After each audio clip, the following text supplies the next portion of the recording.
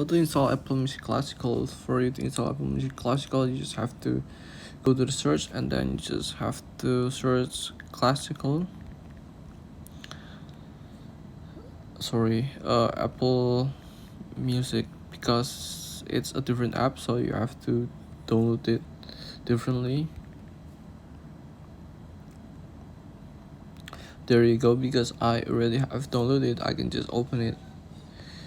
It is included with Apple Music, so if you have a subscription with Apple Music, you can start to listen to all of this to your heart content.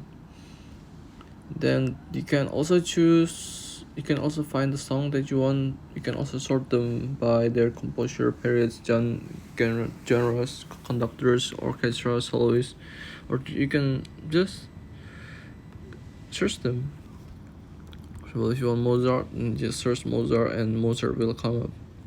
Wolfgang Amadeus Mozart. If you want to save one of the piece, you can easily just add it to your library by clicking this add to library, and that's how you're able to get Apple Music Classical on your phone.